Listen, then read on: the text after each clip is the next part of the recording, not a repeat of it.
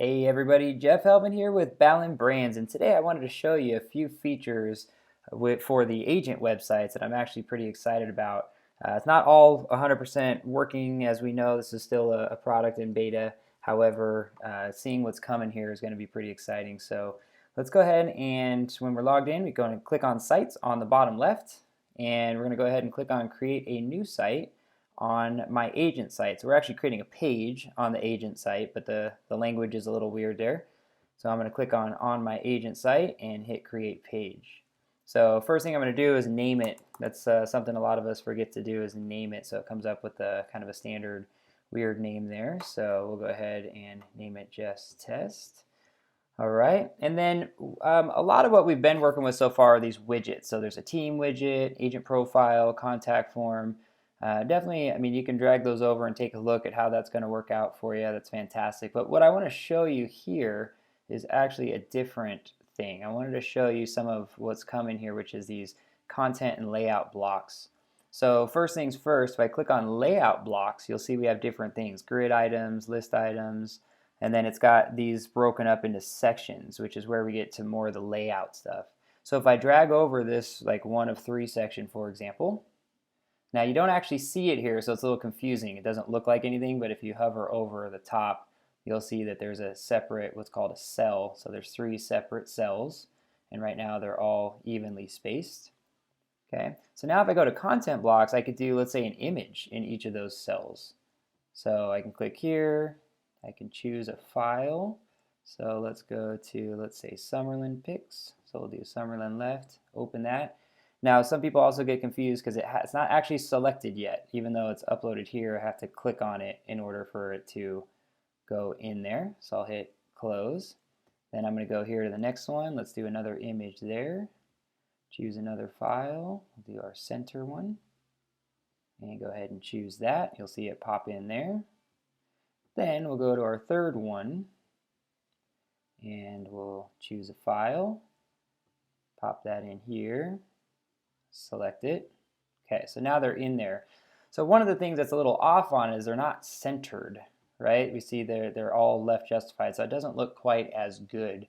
So there's actually a feature here that a lot of us may not know about yet, where I can actually click here on, there's actually a list. So this actually gives me all of the, as a developer, this is exciting. This actually gives me all of the, like the whole format of everything that's going in here. So it looks like we're going to have some more customizations that we can do, but you can see it goes all the way down. So the point of this is if I wanted to locate an area, I can turn them on and off.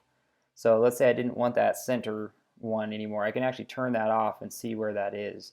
So this is just a way to kind of help isolate as you get more of your widgets and stuff on here if you're having a hard time like locating where each thing is. Then there's this little paint icon, which is supposed to give us some different options. So dimensions. So depending on what the actual widget is, we'll be able to actually do more configuration. So we can add padding around things, things like that. So then we can also put settings into the component itself. So like IDs if we're trying to call certain things, titles, of course, of the actual image for hovering over the image in different cases. So we can see here there's quite a bit that we're going to be able to do. So when I click on typography, that's where we get into fonts, weights, and so forth. So text align is actually what I'm looking for here. So if I have a cell and an image and I want it centered, I can actually click that text align. Click over to this one, go down here again, center, click on this one, go down here again, and center. So again, that's hidden under this little paintbrush looking thing here. And where it says classes, it looks like we're going to be able to do some different things as developers. Maybe not so much for the general agent that's not as comfortable with all of this, but this looks like it's letting us actually change, if I wanted the left cell to be bigger than the right and center cell, things like that. So this really gives us, like I said, a lot of options to customize. It's not 100% working correctly, as we know. So we still want to be careful with how much we're trying to do in here, but I just wanted to expose that to you for us that are getting a little more advanced with what they're giving us. So That's it. That's all I wanted to show you actually for this one, because I don't want to get too deep into the different things. But if you look at the different widgets, different options of what we have, then again, we have more customizations that we can do here. This one gives us our fonts and whatnot as well. But again, if I go to this little paint tool, it's going to give us some other options that I may not be getting available yet for, in the widgets themselves.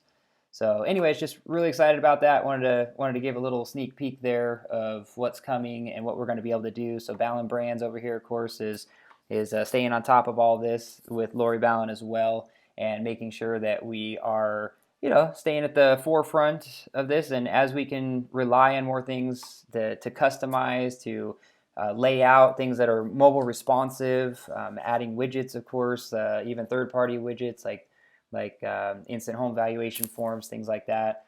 Those are all pieces that we're keeping an eye on. So if you have any questions, feel free to reach out to us at team@ballenbrands.com.